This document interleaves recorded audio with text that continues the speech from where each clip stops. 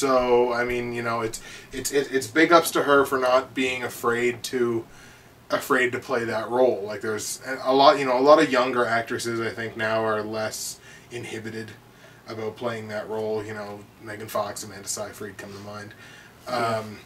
But so I'm gonna give her respect for having a couple of really great smaller parts, which then led to getting a bit of a bigger part. I mean, we still haven't really seen her in a leading role, but who knows? That might be down the line for 2011. Who knows? Someday. So Mila Kunis, number 3. All right. My number two is Julianne Moore. It's Julianne Moore. A criminally underrated actress. Yeah, absolutely. She's one of the best we have working today. And she stars in good movies. Not all the time, obviously. No one does. But she starred in great movies. You know, she's willing to go out on a limb. And since you talked about lesbians, Julianne Moore is also willing to go out on a limb and be a lesbian. And she's from, like, you know, she's older. She's not even... she's from a different... You know? She is sort of maybe on the outskirts of a, you know, a different era. Yeah. But, you know, she's not willing to... Or she is willing, rather, to go there. She's not afraid to go there.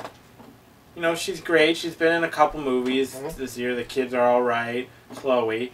Yeah. I thought... Now, mind you, the lead actress of The Kids Are All Right, I can't remember her name. She's getting all the Oscar... like recognition, or maybe it's not Oscar, but she's getting most of the recognition for The Kids Are All Right. But I actually think Julianne Moore was better, and plus she was also in Chloe, and I thought she was the best part of Chloe as well. And you know, she's made a career of, you know, like a movie like Safe was a really great movie where she did a good job, but that wasn't from this year.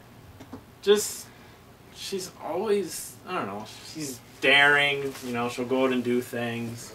She does a good job at them. I'm not sure right off the top of my head how, like, what her age is, but let me tell you something. Julianne Moore is gorgeous. She is gorgeous. She is a very, very, very beautiful woman. She must be nearing 40. She's I'm sure, but she is absolutely, because she is actually, I consider her one of the best looking, still one of the best looking women in Hollywood. She's a really pretty girl. Yeah. All right, so Julianne Moore is your number 2. Number 2. My number 2, going to be going to, we went from an actress who was, you know, around her 40s, whatever, to an actress who has not yet hit... puberty! Pretty much. Who has not yet hit 20. My number 2 actress on the year is Chloe Moretz. Chloe Moretz, you might not recognize the name right away. Chloe Moretz this year played 2 roles that were extremely difficult for someone her age. The first one, she played Hit Girl in Kick-Ass, which, you know, Kick-Ass I don't think is getting a whole lot of love. I thought it was a funny movie. I thought it was a pretty good comic book movie. But she plays Hit Girl opposite Nicolas Cage, who plays Big Daddy. Which is just great names. And she plays a very difficult role for someone who's like 13 or 14 years old. I mean, the directors of that movie are getting a lot of flack based on, you know, she has really foul language in the movie, and she has to be really violent, and blah, blah, blah. It's like, but it doesn't seem like anybody's really talking about the violence. Most people are just talking about the language, which just... clarifies the Motion Picture Association of America's motto: horrific, deplorable violence is okay as long as you don't say any dirty words. There you go, guys. Good stuff. But Chloe Moretz, so like I say, she played Kick-Ass, or played Hit Girl in Kick-Ass, and then also played the lead role in Let Me In, which is another one that's not at all an easy role to play. And she's just absolutely phenomenal in the lead in that movie.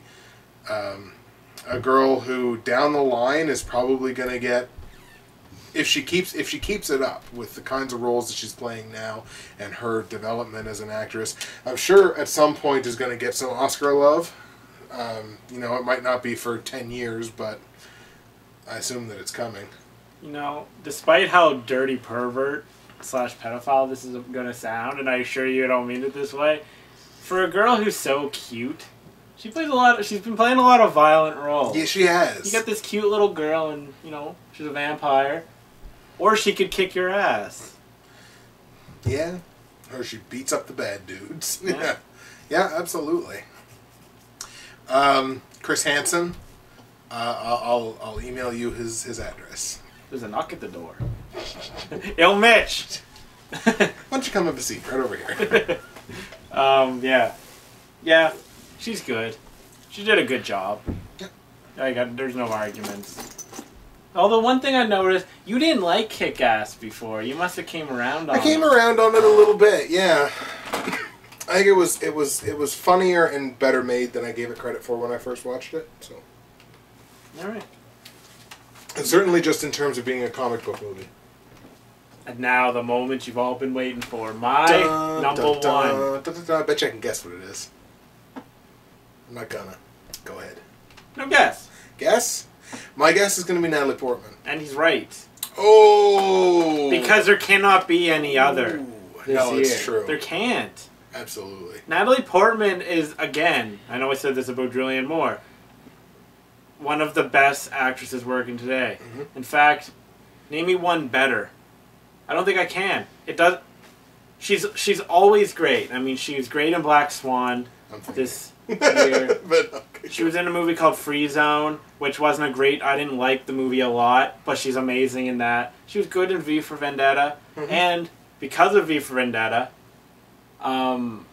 me and my friend Alan, I don't think I'll see this, but me and my friend Alan came up with a thing where if you're a girl and you can go bald and still be hot, you are genuinely beautiful. Yeah, that's true.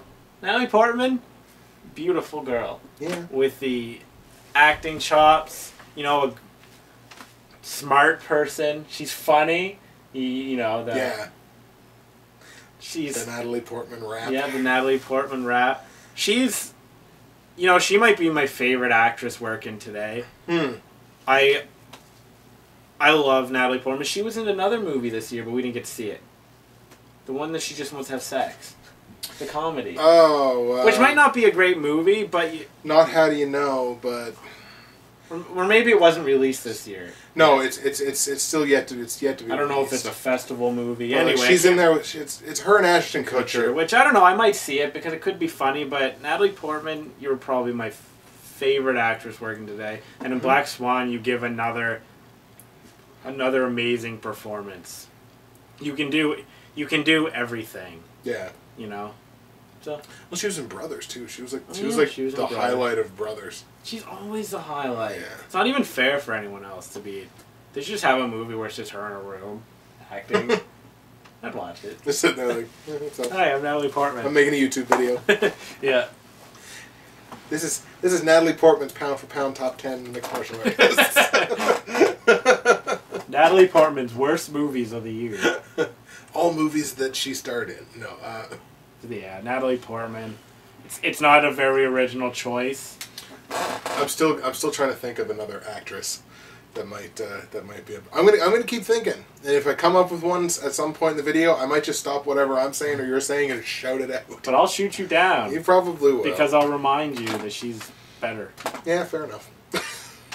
Yeah. All right, so that was your number one. I'm gonna take a different number one. I absolutely agree that Natalie Portman's probably the best that's working today. My choice comes from the movie that I think the general consensus seems to have been, so far anyways, that it was the best movie of 2010. Although I can't really say general consensus about movies because it's so relative. My choice for the best actress of the year is Marion Cotillard. I think I'm pronouncing that right. Marion Cotillard plays in the movie Inception. She is Leonardo DiCaprio's ex-wife.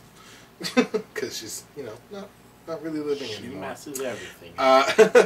But she played in a couple of other movies this year too, sort of smaller roles. I know she had a role in 9, which was done by the same people that did Chicago. And that has Daniel Day-Lewis in it too. But she